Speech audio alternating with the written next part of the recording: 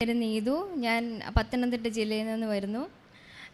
ഞാൻ വന്നേക്കുന്നത് എൻ്റെ ബ്രദറിൻ്റെ സാക്ഷ്യം പറയാനാണ്.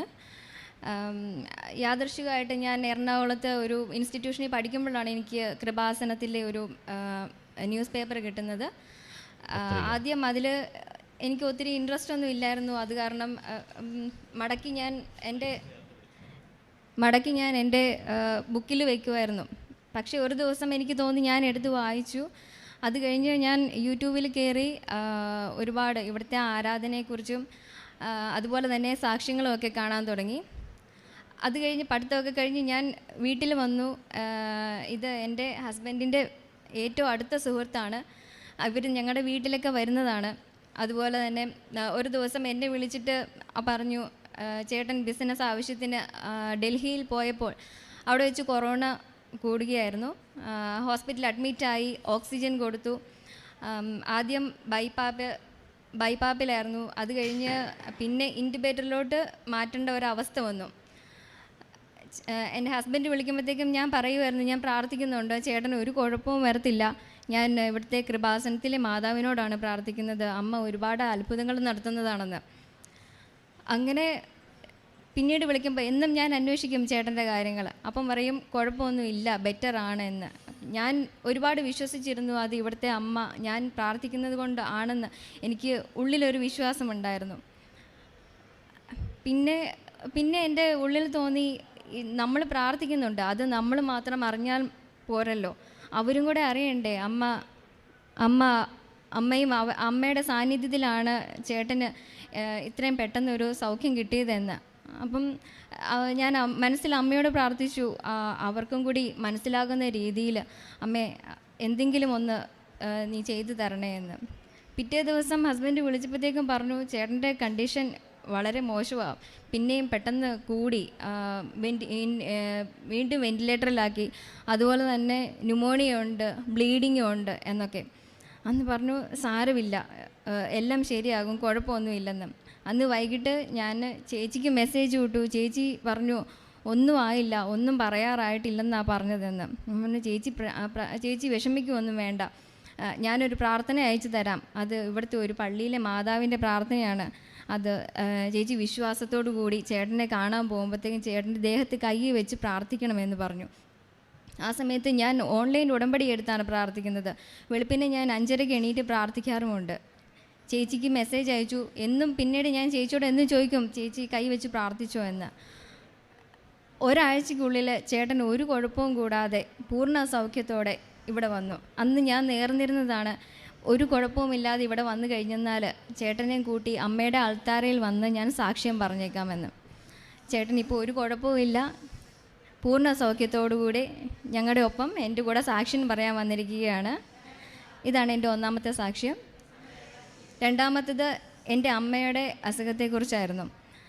അത് ഞാൻ ഉടമ്പടിയിൽ ഇല്ലാതിരുന്നതായിരുന്നു. അമ്മ 6-7 മാസമായിട്ട് ഇയർ ബാലൻസിൻ്റെ ഒരു പ്രോബ്ലം, പക്ഷെ അത് ഡോക്ടർമാർ കൺഫേം ചെയ്തില്ല ഇന്ന അസുഖമാണെന്ന്. 3-4 വട്ടം വന്നു. അത് വന്നു കഴിഞ്ഞാൽ ഒട്ടും വയ്യാതെ 3-4 ദിവസം കിടപ്പ്, കാലിൽ നീര്, തലയ്ക്ക് ഭയങ്കര വേദന, അതുപോലെ തന്നെ ഭയങ്കരമായിട്ട് തലകറക്കം, ഇതൊക്കെയായിരുന്നു. അങ്ങനെ ഇതായപ്പോഴത്തേക്കും ഒരു ദിവസം ഞാൻ വീട്ടിൽ ചെന്നപ്പം ഞാൻ കാണുകയും ചെയ്തു ഇതേ അവസ്ഥ. അങ്ങനെ ഞാൻ അച്ഛൻ്റെ ആരാധന, ചൊവ്വാഴ്ചകളിലുള്ള ആരാധന കൂടാറുണ്ടായിരുന്നു. ഒരു ദിവസം ഞാൻ കൂടിയപ്പോൾ അച്ഛൻ ആ കൂടത്തിൽ പറയുകയുണ്ടായി, നിങ്ങൾക്കല്ല രോഗമെങ്കിലും മറ്റാർക്കാണെങ്കിലും ആ അസുഖമുള്ള സ്ഥലത്ത് കൈവച്ച്, നിങ്ങളുടെ ദേഹത്ത് കൈവച്ച് നിങ്ങൾ അവർക്ക് വേണ്ടി പ്രാർത്ഥിക്കാൻ. അങ്ങനെയാണ് ഞാൻ പ്രാർത്ഥിക്കുന്നത്. ഞാൻ എൻ്റെ തലയിൽ കൈ വെച്ചാണ് അന്ന് പ്രാർത്ഥിച്ചത്. ഇന്നിപ്പോൾ 7-8 മാസമായി അമ്മയ്ക്ക് പിന്നീട് ആ അസുഖം വന്നിട്ട് എന്നോട് പറഞ്ഞിട്ടില്ല. ഞാൻ മിക്കപ്പോഴും ചോദിക്കും, അമ്മ പിന്നെ വന്നിട്ടുണ്ടോ? അപ്പം പറയും ഇല്ല മോനെ, അത് കഴിഞ്ഞ് പിന്നെ ഇന്ന് വരെ എനിക്ക് ആ അസുഖം വന്നിട്ടില്ലെന്ന്. അങ്ങനെ അമ്മ ആ രോഗത്തിൽ നിന്നും എൻ്റെ അമ്മയ്ക്ക് സൗഖ്യം കിട്ടി. പിന്നീടുള്ളത് എൻ്റെ ഹസ്ബൻഡിൻ്റെ കാര്യമാണ്. പുള്ളി വർക്ക് ചെയ്യുന്നത് ഖത്തറിലാണ്. ആക്ച്വലി ഇങ്ങോട്ട് പോരുന്നതിന് മുന്നേ പോരാൻ കുറച്ച് തടസ്സങ്ങളുണ്ടായിരുന്നു. ലീവ് അപ്രൂവ് ആകാൻ താമസമുണ്ടായിരുന്നു. അങ്ങനെ അതിൻ്റെ പേരിൽ ഞാൻ ക്യാൻഡിൽ ലൈറ്റ് പ്രയർ ഇട്ട് പ്രാർത്ഥിച്ചു. നാളെ ഇങ്ങോട്ട് പോരാനുള്ള ഫ്ലൈറ്റ് ഓൾറെഡി ടിക്കറ്റ് ബുക്ക് ചെയ്തിരുന്നു. പക്ഷേ തലേ ദിവസമായിട്ടും അവിടുന്ന് അപ്രൂവൽ കിട്ടിയിട്ടില്ല. അപ്പം ഭയങ്കര ടെൻഷനാണ്. ജോലി കഴിഞ്ഞ് അവിടുത്തെ ഹെഡ് ഓഫീസിൽ പോയി സംസാരിക്കാനായിട്ട് ഇരിക്കുകയാണ്. അപ്പോൾ എന്നോട് പറഞ്ഞു, എനിക്ക് എന്താ ചെയ്യേണ്ടതെന്ന് അറിയത്തില്ല, ചിലപ്പം ടിക്കറ്റ് ക്യാൻസൽ ചെയ്യേണ്ടി വരും, കൊറോണയുടെ അവസ്ഥയല്ലേ, ഇനിയിപ്പം എന്താ ചെയ്യുക എന്ന്. അന്ന് ഞാൻ പറഞ്ഞു, ഒരു പേടിയും വേണ്ട, ഇന്ന് 11 മണിക്കിപ്പുറം നമ്മുടെ പോകാനുള്ളത് അപ്രൂവായി കിട്ടുമെന്നാണ് പറഞ്ഞത്. അത് പറയുന്ന ആ സമയത്ത് ഞാൻ ഇവിടെ ക്യാൻഡിൽ ലൈറ്റ് പ്രെയറിൽ റിക്വസ്റ്റ് വിട്ടുകൊണ്ടിരിക്കുകയാണ് കൃപാസനത്തിലോട്ട്. 11 മണിക്ക് മുന്നേ എല്ലാം ശരിയാക്കി തരണേ എന്ന്, കൂടെ നിന്ന് എല്ലാം ശരിയാക്കി തരണമെന്നാണ് പ്രാർത്ഥിച്ചത്. നമ്മുടെ നാട്ടിൽ 11 മണിയായി, ഞാൻ നോക്കിയിരിക്കുകയാണ്, വിളിയൊന്നും വന്നില്ല. പക്ഷേ പിന്നെ മനസ്സിൽ തോന്നുക, നമ്മുടെ നാട്ടിലെ 11 മണിയല്ലല്ലോ, ഇനിയുണ്ട്, അവിടെ 2.5 മണിക്കൂർ മിച്ചം കിടക്കുകയാണ്. കുറച്ച് കഴിഞ്ഞ് അവിടുത്തെ 11 മണിക്ക് മുന്നേ എനിക്ക് അവിടുന്ന് കോൾ വന്നു, എൻ്റെ എല്ലാം അപ്രൂവായി, എനിക്ക് നാളെ നാട്ടിലോട്ട് പോരാമെന്ന്. അത് ഒരുപാട് വലിയ അനുഗ്രഹമാണ് എനിക്ക് തന്നത്. ഡോക്ടർ, ആക്ച്വലി ഞാനൊരു മെഡിക്കൽ പ്രൊഫഷണൽ ആളാണ്. അത് എനിക്ക് തന്നെ അറിയാമായിരുന്നു. ഡോക്ടർ പറയുന്നതിന് മുമ്പ് എൻ്റെ അവസ്ഥ എന്തിലേക്കാണെന്നു. അങ്ങനെ 1.5 മാസത്തോളം ഞാൻ വെൻറ്റിലേറ്ററിലായിരുന്നു. അതായത് പുറം ലോകമായിട്ട് ഒരു ബന്ധമില്ലായിരുന്നു, അൺകോൺഷ്യസ് ആയിരുന്നു.